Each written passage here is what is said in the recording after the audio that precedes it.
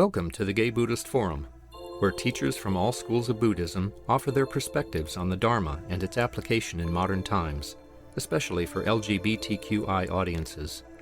These talks are offered freely to the world and made possible by appreciative listeners. If you would like to support our efforts to share the Dharma with underserved audiences, please visit gaybuddhist.org. There you can donate, find a list of upcoming speakers, or enjoy many hundreds of these recorded talks dating back to 1996. Welcome back. Before I introduce our speaker, it's our tradition to introduce ourselves. I'll start. My name is Jeff. Vince. My name is David. John. My name is Cass. Jack. My name is Jerry. My name is Jerry. My name is Paul. My name is Michael. I'm Patrick. Nathan. Ricardo. My name is Mark. My name is Patrick. I'm Baruch. I'm Lee. Silas. Walter. George. My name is Harley. Gary. Prasada. My name is Michael. I'm Andrew. Donna Calla. My name is Jesse. Peter. My name is Gage. I'm Waldo. Grisha. Eric. My name is Jeff. Jay. I'm Joe. Bill. Mike. River. Sorry?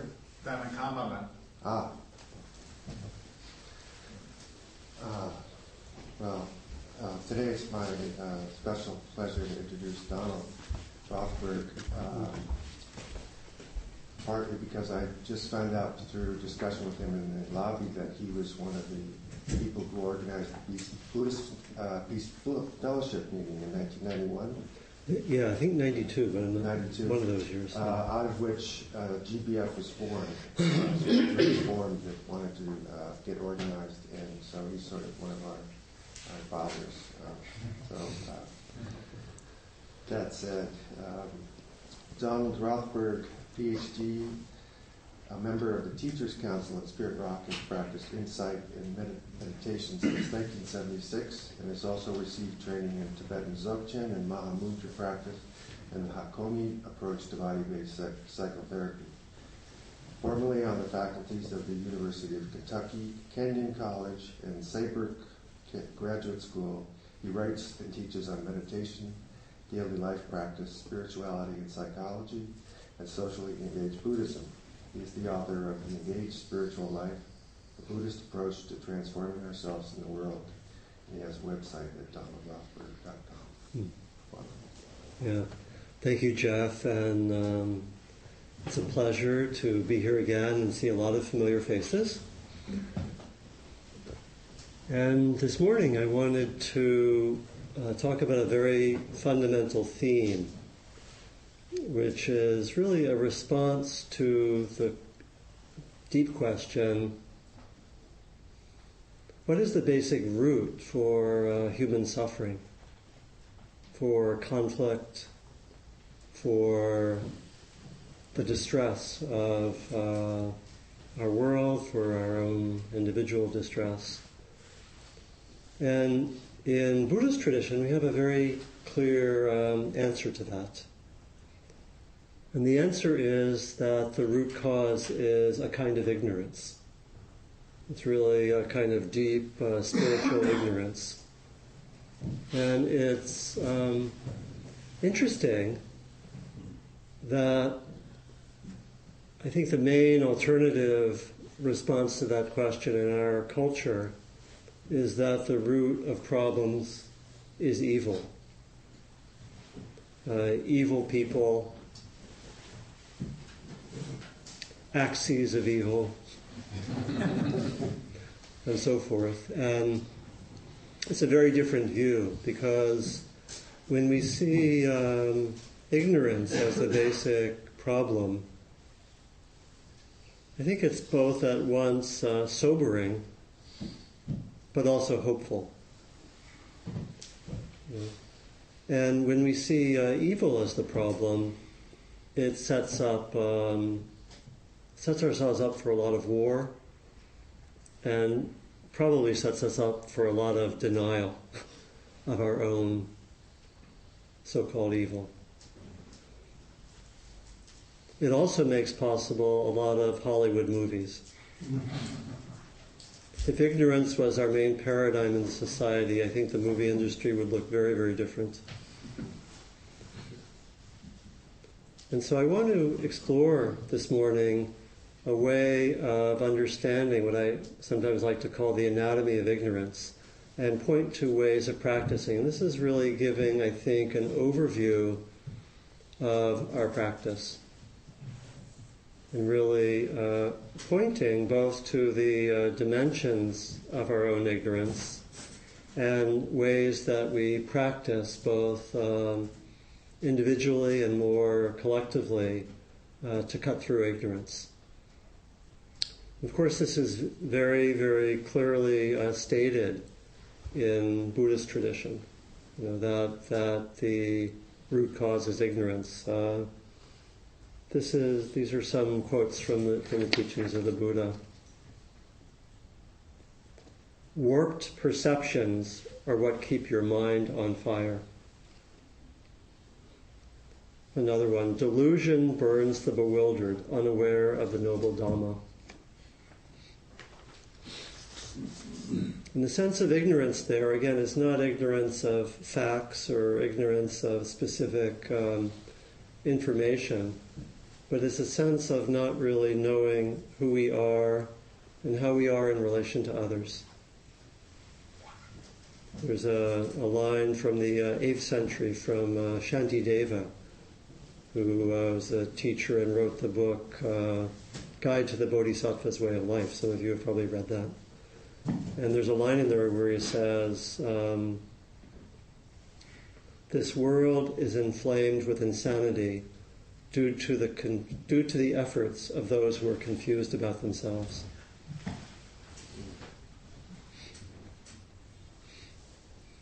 And what I want to do is unpack that sense of ignorance. First, to talk a little bit more about the nature of ignorance in general, and then point to three main forms that I think our ignorance takes. I'm going to call the first more personal and psychological, the second more social, and the third more spiritual. And I think these intersect. And in doing so, I'm not giving a totally traditional understanding. If we were giving a traditional understanding, we would go to the third aspect, and we would particularly look to how we are confused about impermanence, the nature of suffering, and the sense of a enduring self. But I'm going to start a little bit earlier. I think, first of all, maybe to give some images of ignorance that have been there, because it's really something that's shared by other traditions. I think you find in Western traditions, the Greeks also emphasize ignorance. And one thing to say, I think, to that, when we see ignorance as the root problem, as I mentioned, it can be very sobering, because we can see, in a sense, have an intuition of the extent of our own ignorance. But I think it's also hopeful, and it also really sets us up ultimately for compassion in both looking at ourselves and looking at others. Because ignorance is workable. It can take a while. So some of you may remember in the writings of Plato. Some of you may have read Plato's Republic in Philosophy 101. Anyone? Sorry to bring back possibly disturbing memories. And there, at the heart of that book, there's an image, which is really an image of ignorance, which is that of human life as taking place in a cave. And you may remember that the human condition is that of people who are in chains, in the cave, in the dark, staring at shadows on the wall. The shadows are cast by a group of men whose images are cast as shadows because they're walking in front of a fire. And the fire casts the light on the far wall, and they are shadows. And we spend our lives, according to that image, being with the shadows and thinking that they're real. It's a very interesting image, maybe of television or watching images all the time and somehow thinking that this is reality. So it actually is quite contemporary in a certain way. And in that text,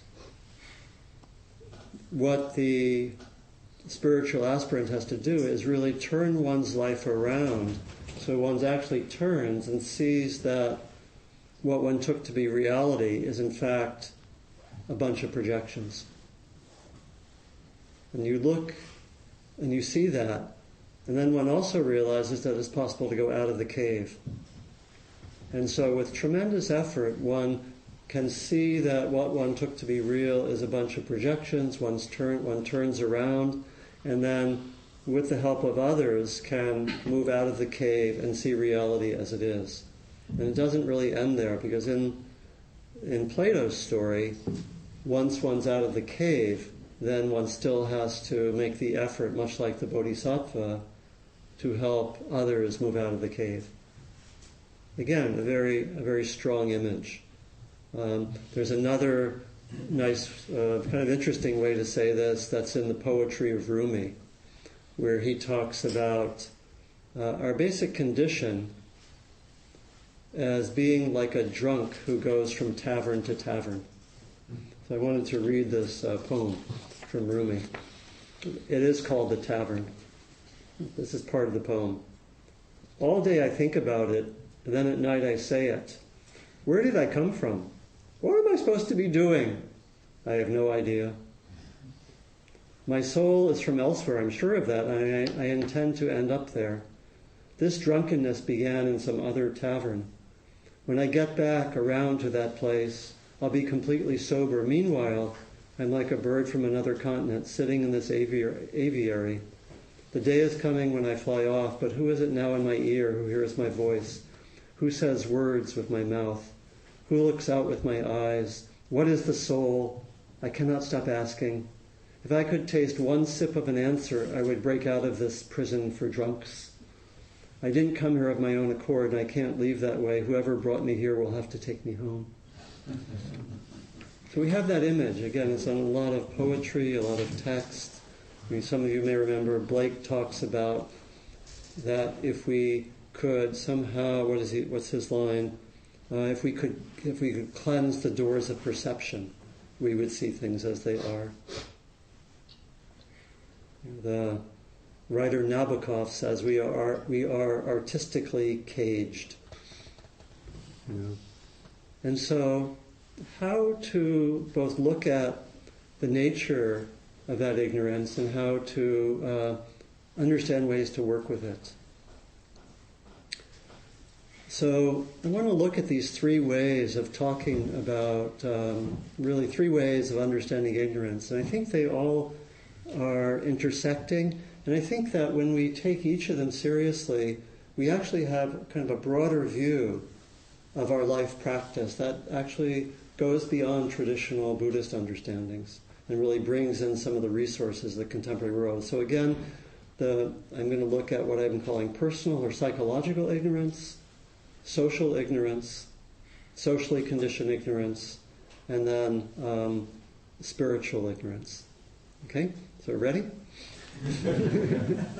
Again, I'm thinking of this as both sobering and hopeful. So if you find yourself on one side, especially the sobering side, remember that we'll get to practice. But it does, I think this does point out a lifetime curriculum for training. So the personal sense of ignorance, which is especially looked at in psychology, is kind of linked to how in mainstream psychology there's talk about the unconscious. We are not aware of large numbers of factors which actually drive us. And so it's a familiar sense in our culture.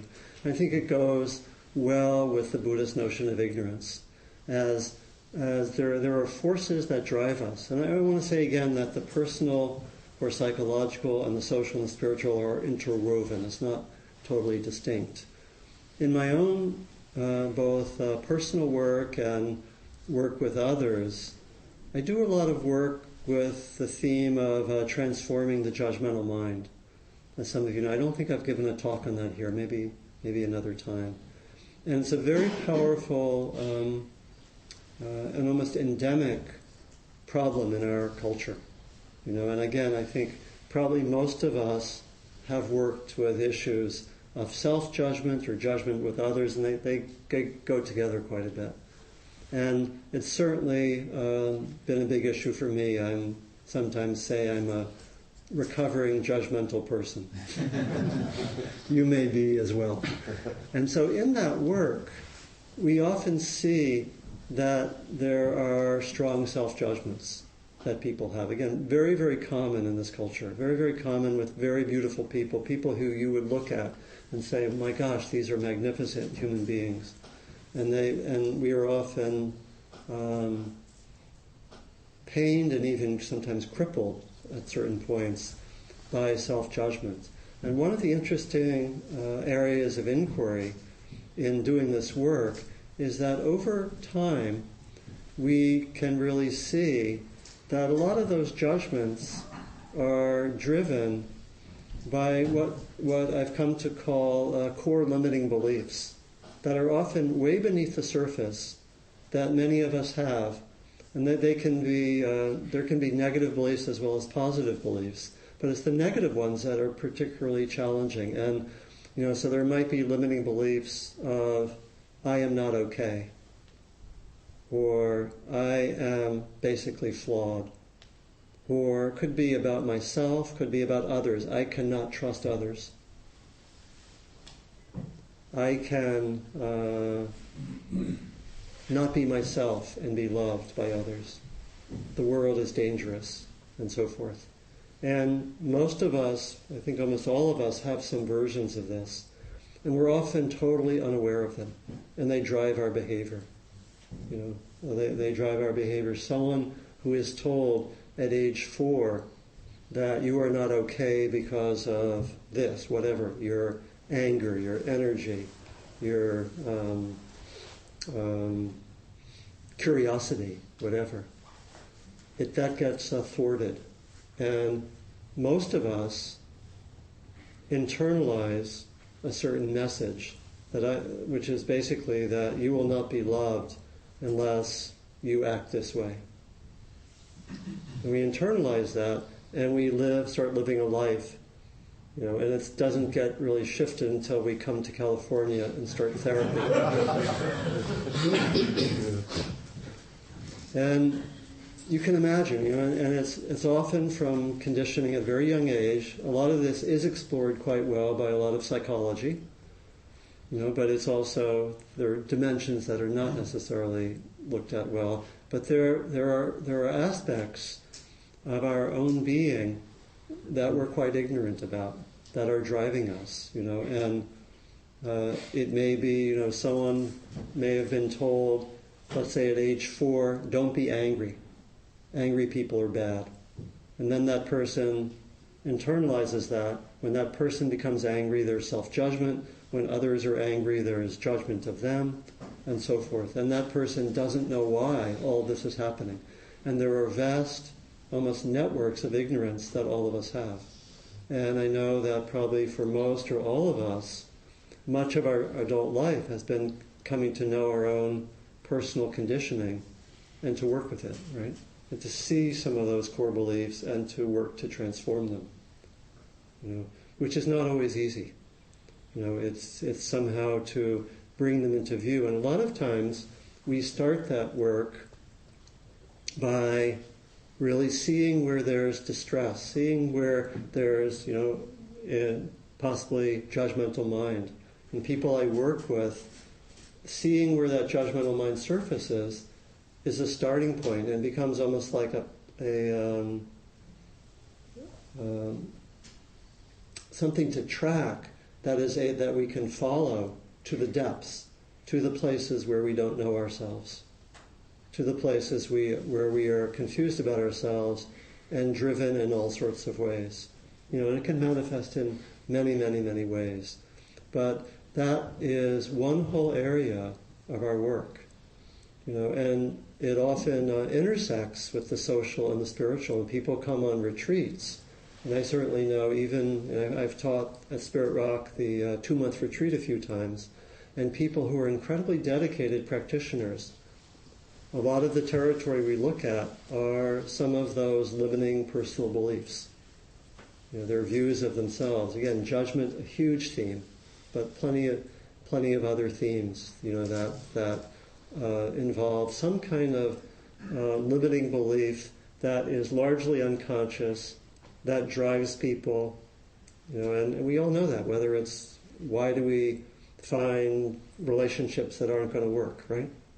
And what drives us, and we can use those difficult experiences as a starting point to say, what's really there underneath the surface? What's really there for me? How do I come to self-knowledge? The poet Rilke has a line, we come of age as masks. We don't really know ourselves. Right? We all come with this conditioning. Or some of you know there was an image from the poet Robert Bly, who has this image of two people meeting each other, maybe on a date, and they bring their personality there, and then behind them they drag a long bag, which he calls the shadow. And it's like you could have a cartoon image of these smiling people meeting each other, talking about things with these 20-foot bags behind them, right?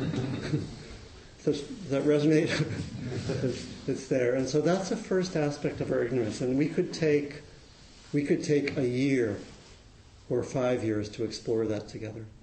We could have a curriculum where we do that over time. So I'm partly giving a map and partly giving energy, hopefully, to see where we are called to explore. The second area, which overlaps quite a bit, I'm talking about as socially conditioned ignorance. Again, which is both there in the larger culture and gets internalized.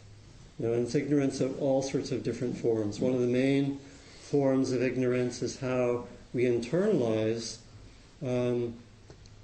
being part of the society. We internalize senses of people in a particular group either being good or bad, right? And we know those very well, right? We know that there are ways that we internalize the message of society about race or ethnicity, gender, sexual orientation, class, age, and so forth, right? And there's it's very, very strong conditioning, and I'm sure that everyone here has worked with that tremendously to really see that conditioning in oneself and to work through it, And some of the, and I'm sure there are countless stories, and we all internalize that. We have to look at that, very, very honestly. One story that's very, very, for me, quite moving when I tell it. I've told it a number of times. Is from the 1954 Supreme Court decision outlawing racial segregation in the schools. And one of the supports for that decision came from studies done, I think, in Harlem by Mamie and Kenneth Clark. And there were studies of young African-American girls. And some of you know this. These are the famous doll studies. How many know of those studies? And those studies involved showing these young African-American girls. And studies were done in the 40s and early 50s in New York. And they showed a doll, essentially a black doll and a white doll, to these young girls. And they asked them, which is the good doll? Which is the bad doll? And then which is like you, right?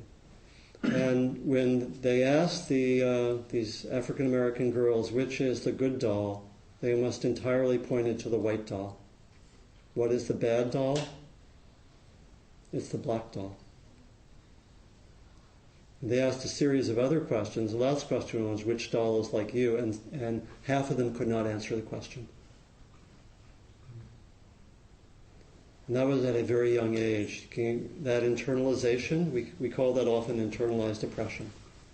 We internalize the messages of the society. And the message of society, in the case of everything I mentioned, is full of ignorance, right? Full of constructions, projections about all these areas, right? And yet they're there. We internalize them. You know. I once did, when I was in my 20s, I was really interested in dreams. And for about 2 years, I think dreams were more real than waking life. Has anyone ever done that?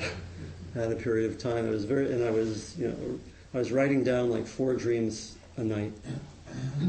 And after about a year and a half, I went back and looked at the dreams and started classifying them. There was like 1,200 dreams or something. And I looked at them, and there were a lot of interesting patterns. You know, my favorite dreams were the really lucid dreams when I was aware I was dreaming, and then all sorts of magical things happened. You know, all sorts of altered states opened up, and very amazing things. And one of my favorite dreams was when in one of those lucid dreams, I was taken to the factory where causes and effects were manufactured. I recommend visiting that factory, but but one of the things I noticed was that there was a very strong association between black men and fear in my mind. You know. And I had grown up, probably unlike most people of European descent, I had grown up going to school with African Americans and grew up, with a lot of contact, but it was still, when I saw those dreams, that was in there. That was in there in my mind, right? There's a tremendous amount of work that we have to do, right? On all sorts of levels. There's internalized oppression, there's internalized privilege, there's internalized whatever, racism, sexism, homophobia, everything. Even for those who, as it were, have the right views, right? So-called, right? It's very deep, right? And we know that, right? I think many of us, I'm sure, have looked at that a lot. And so it's a whole other area, and we can extend that kind of ignorance. There's ignorance around all sorts of things. We're ignorant about what our country does with its foreign policy. We're, most of us, pretty ignorant. The culture is very ignorant about what's happening on that level of climate change and so forth. It's like we're kind of collectively moving towards the cliff, right? Something like that. Tremendous ignorance on a social level. And somehow, when we have the commitment to wake up, that's part of our awakening. So I think it's a very audacious path to say, I want to commit to awakening. So there's the personal awakening, there's awakening on the social level, individually, collectively. It's a lot, right? It's a lot that we're talking about, but I imagine that everyone here is called in all 3 of these aspects. And then the last one is what we can call spiritual ignorance. Again, this in Buddhist tradition, this is outlined very clearly. It's done a little bit differently in different traditions. In Theravada tradition, which is the one I'm most trained in, it's especially there's especially a pointing to 3 main types of ignorance. One is that we are ignorant of the fact that things are impermanent. The second is that we are ignorant of the roots of suffering. So the first is we're ignorant of impermanence. We tend to take things that are impermanent as permanent, form of ignorance. Second is we tend to take things which are unreliable and not lasting as sources of happiness. And this leads to suffering. And the third is that we tend to think that we are separate, independent selves rather than seeing our own interdependence. And that these are deep, deep forms of ignorance that are very much rooted in our conditioning. You can see how they go along with the personal and the social conditioning. Think of American individualism certainly doesn't help us to learn about not self in the Buddhist sense, right? So there's so much conditioning here. And what we do in our practice is, especially when our practice develops, where we can actually look at this, we learn how to, and especially we do this in our formal practice, and this is where retreats are really, really crucial. We learn to be more with the sense of an ongoing flow. We see through, we can, in our practice, learn to be more with the sense of a flow and not be so caught up with taking things to be permanent. We see through the often mystifying power of language, which has us give a concept to everything. And we can be more, again, we experience this often in meditation, more of a sense of flowing with experience where things are not so fixed, where we can be with what we call a tree or with the natural world and not be so consumed with the concepts, So we can be with a sunset and not be saying, this is a wonderful sunset, or instantly go for the camera, right? But we can actually be more with the direct experience. So a lot of meditation is there to take us to be more with the direct experience of things, less with the concepts. Not seeing impermanence is very caught up with being bound by concepts. Again, concepts are obviously valuable, but when we get caught up with them, we will not be able to see impermanence. And then the second area that we study and that we learn about, and this is, again, very, very traditional, is that we learn how to see what the roots of suffering are and not be so consumed by thinking, oh, this will make me happy. We stop grasping as much. I imagine this is something which everyone here has felt a lot of learning about in one's practice, that we learn not to grasp so much, not to think, oh, this will bring me happiness, or this sense experience, or this relationship, or this trip, or whatever. But that we, what we explore in the meditative path is more and more that the deepest happiness is more of a resting in our being and not grasping after things, and letting phenomena come and go, acting skillfully where we need to, but not grasping so much. And this is, again, a very long training for most of us. It's a long training for the deeper ways we grasp. I found in my own practice, I was able to let go of a large number of things fairly early in my practice, and they were mostly fairly insignificant. And the deeper ones take time. And then the third area is often the hardest to understand. It's this teaching called not self, anatta. We can sometimes talk about it more positively as interdependence. That we learn to see that there's more, that reality is much more interdependent, that we're much more in connection and not so separate. Again, we can get a sense of this in meditation. And I think many of us have these experiences at times. I like to interpret that sense of impermanence and the sense of not self really by pointing to what some psychologists call the flow experience, which we experience a lot. Like when you are with someone you care about a lot and you've dropped all your self-consciousness and you're just with that experience, right? And just with that flow. And there's not so much a strong sense of self, and maybe your gifts come out more. That's, I think, what's pointed to it. So it's not necessarily only a mystical sense of impermanence and not self. I think it's also very ordinary when we're in an activity and totally immersed. We can see a lot of this with musicians or artists, right? People even in sports. That when in sports it's called being in the zone. Do you know that, where there's not a sense of self, and one of my friends, Andy Cooper, wrote a book called Playing in the Zone about the psychological and spiritual dimension of sports, which is amazing. Amazing stories of people who had these experiences where they were totally psychic. They could almost be in the minds of their teammates, right? And they didn't talk about it very much. And so this is what, and I think we know that from a lot of very everyday experience. I don't think this is at all just an artifact of meditation. So let me just end with maybe one quote, and then I wanted to have time for discussion.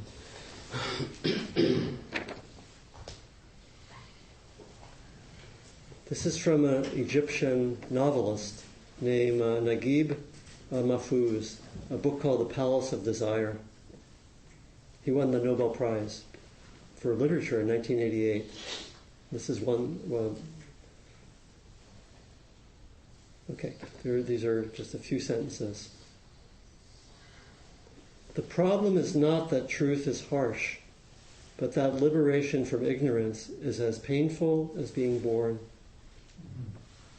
Run after truth until you're breathless, and accept the pain involved in recreating yourself afresh. The problem is not that the truth is harsh, but that liberation from ignorance is as painful as being born. Run after truth until you're breathless, and accept the pain involved in recreating yourself afresh. So that is my offering. Thank you.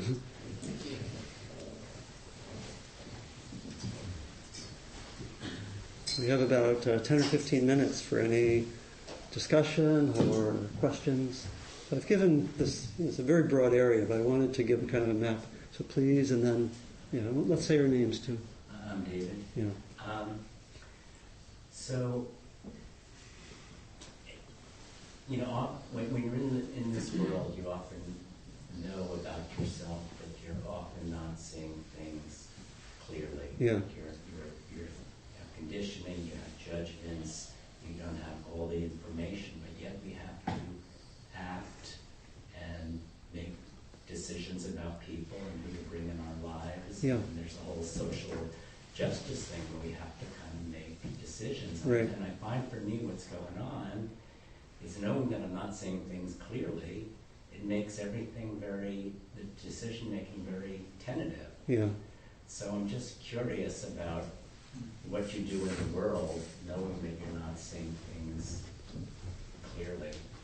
Yeah, what to do in one's personal life, in the world, knowing that one's not always seeing clearly. So a few things come to me, and I'm sure we could have very interesting discussions with many contributions on that theme. But what comes to me initially are a few things. One is that, generally speaking, of course, we need to keep acting. And we need to do the best we can. So having a sense of practice is really the key. It's like we're always, if we are doing our best, in a sense, we know that we will sometimes be acting out of ignorance in ways that we may either regret later or certainly not do the same thing later. So to give ourselves a certain amount of slack is important. It can be helpful also to ask ourselves, where do I think I'm most ignorant? Are there some places where I think I'm really, really confused? We generally can probably distinguish between the places where I'm really confused and those where I'm less confused, right? And we might want to be very, very careful, or even sometimes refrain from action if we identify some area where there's a lot of confusion. I don't know what that might be. It might be I've been doing a fair amount of work with diversity issues and issues of racism. I was talking with someone a few days ago who said, I feel really confused in this area, and if I find myself about to speak, I really, I actually tend to err on the side of not speaking. Would more confusion be having more disturbing emotions?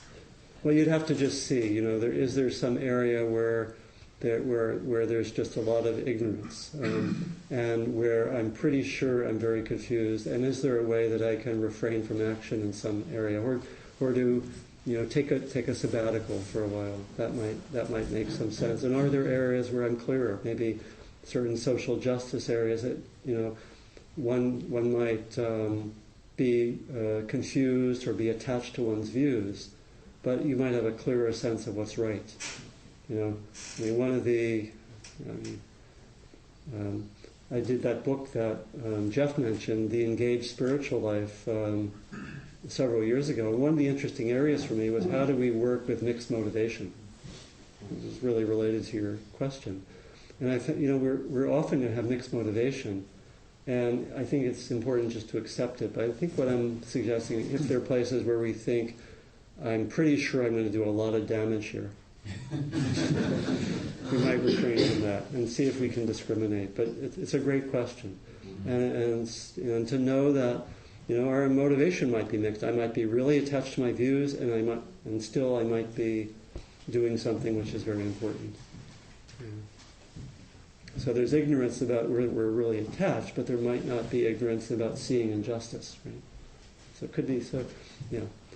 Please. Also, something that's been interesting to me lately is the fact that you start this breaking down of internalized values and social constructs and things like that. Yeah. For the individual, that's really very good, but practical point of view, when you think about how governments manage to function, when they've got a lot of people with whom they cannot consult daily, they establish norms, they control people, and they regulate, to a certain extent, hopefully, safety and opportunity and things like that. But so it's kind of challenging because, when I come back from a retreat or I've had some time for myself, it's really easy for me to remain true to the new values and to be watchful for internalized things that really are not part of who I am. But yet when I go back out into the world and you're interacting with all these people who are doing this whole other thing, it's kind of like, I find that very interesting.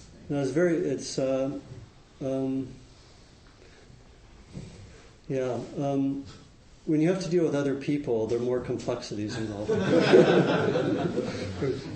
remember I read, in college, I read Jean-Paul Sartre. He has a line where he says, it is in French, l'enfer c'est les autres. Do you know that? Do you know what it means? Usually translated as hell as other people. If I could just have people do what I want, everything would be pretty good. So I think. But then, and so I think it's a form. I've been coming to see more and more the importance of what we could call mindfulness directed externally. We in the ancient text, like in the Satipatthana Sutta, the instructions are to be mindful both internally of what's going on in one's own experience, but also be mindful externally. The teaching in the West is almost entirely about mindfulness as something internal. And I've been interested in what is that external mindfulness, and for me it's become being able maybe to see when someone else is coming with a projection towards me, to see that. When someone else is reactive. Again, there's going to be a certain amount of my own interpretation. But often we can really have a sense of reactivity in a lot of ways. So when someone else is really angry, in other words, not to be so caught at the level of views and ideas, but really, can I notice when another person is advancing some mainstream dominant view, and really to notice that, and notice when I get triggered and so forth. This is not easy practice, right? But how can one do that? How can one actually start to track all of that's coming at one? It depends on where we work and the people we come in contact with, but it's a lot. I was thinking of a recent family interaction. And families are actually excellent places to do short retreats. To study what's there. And just noticing, I noticed like within 3 minutes, I was getting like 10 different projections coming at me, right? In a family context. That can happen, right? And to notice that in work and so forth. And we have to have a fairly quiet mind to notice that, or because the natural tendency is just to start reacting, right? So I think it points to deepening our mindfulness practice and having it be more external. Can you notice? Can you watch the television as a mindfulness practice? I remember, there's one last thing to think of. I remember as part of our training in body-based psychotherapy, we watched clips of public figures without the sound. We just watched their body language. Really, really interesting. Really interesting to watch some of the classic, politics. It was at the time of the Iraq War invasion and so forth, and we watched public officials talking about Iraq, and it was Condoleezza Rice. If you watch some clips of her, she continually is going like this as she's saying something. Please. So my name is Adam. Hi, Adam. And so I really liked what you said about, looking at yourself, looking at society to really uncover that ignorance. To alleviate suffering. Yeah. But I've noticed, probably more so in San Francisco than when I lived out east, people who have uncovered kind of their views of society and then have a deeper degree of suffering because there's a disconnect of how society is versus how they wish it could be. Yeah. And it seems that they experience a lot of suffering with that disconnect. Yeah. So once you've uncovered the ignorance in yourself and society, how do you keep yourself from suffering between the dissonance of what is and what you would wish it to be? Yeah. Another great question. I'll take care of that one in a minute or two.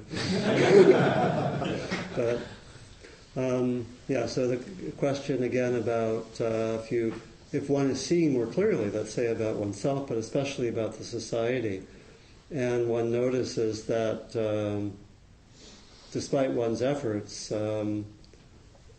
there's a gap between what one thinks should be the case and the way things are. And for a lot of people, a lot of activists, but all sorts of people, there can be suffering connected with that. Burnout can go into strong judgment, right? Demonization and so forth. And so I think it's a practice. I think in the traditional teachings, there are a lot of very valuable practices because, you think of the figure of the Bodhisattva in traditional teachings. There's a very long-term view.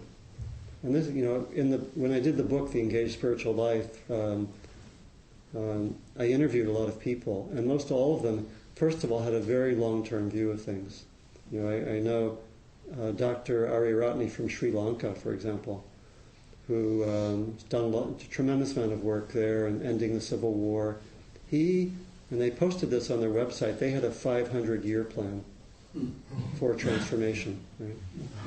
Because the problems took 500 years to form with colonialism and so forth. It'll take 500 years to work out. And they actually delineated.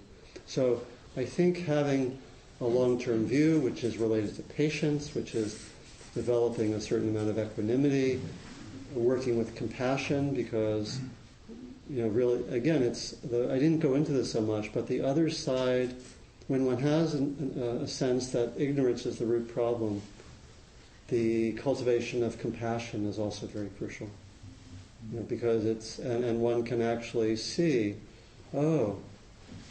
these people are suffering, and many are suffering because of ignorance, and compassion is really crucial. So a lot of inner practices that could help to cut through tendencies to get attached to results or to think it should happen, and to maybe have a more realistic view. Here are the causes and conditions.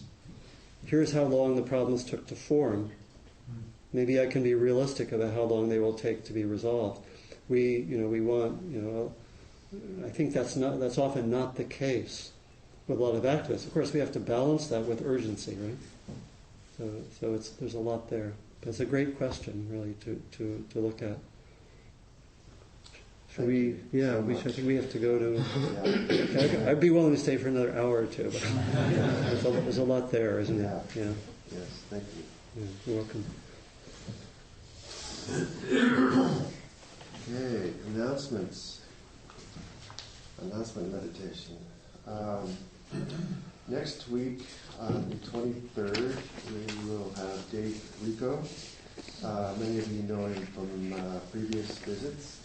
He's a Ph.D.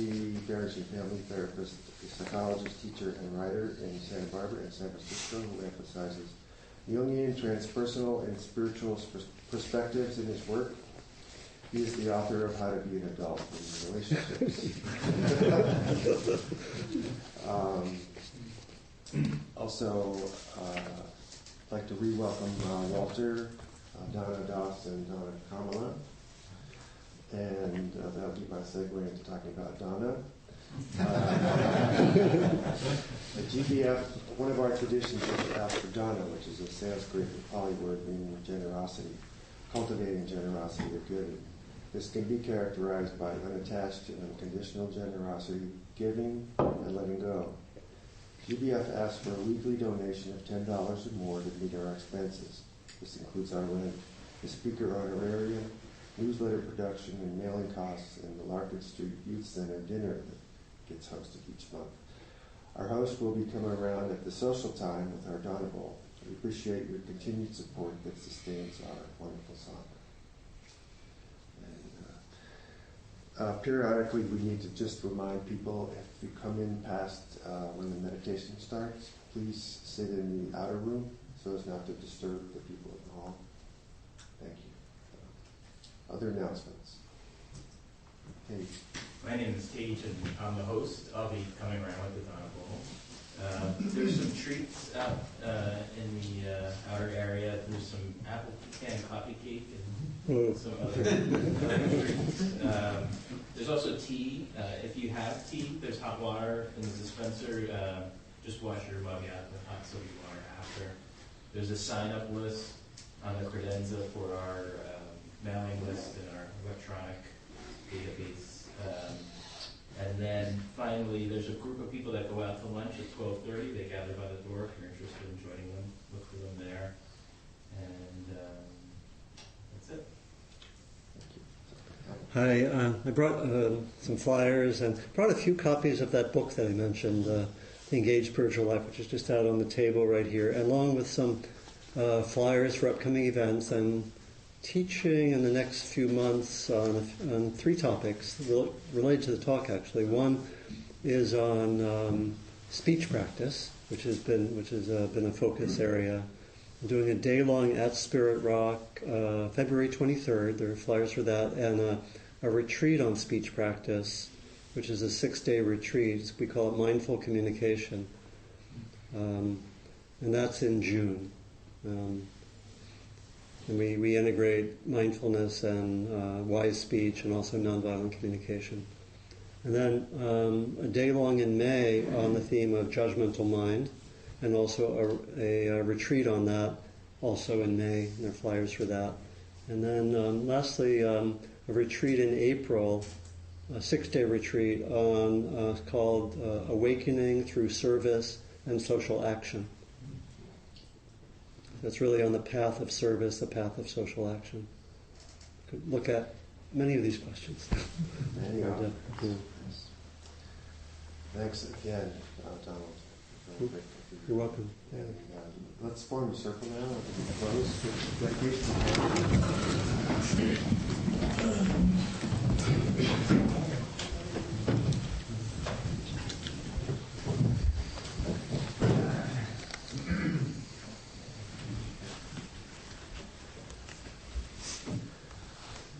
By the power and truth of this practice, may all beings have happiness and the causes of happiness.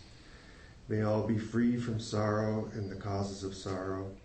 May all never be separated from the sacred happiness which is without sorrow.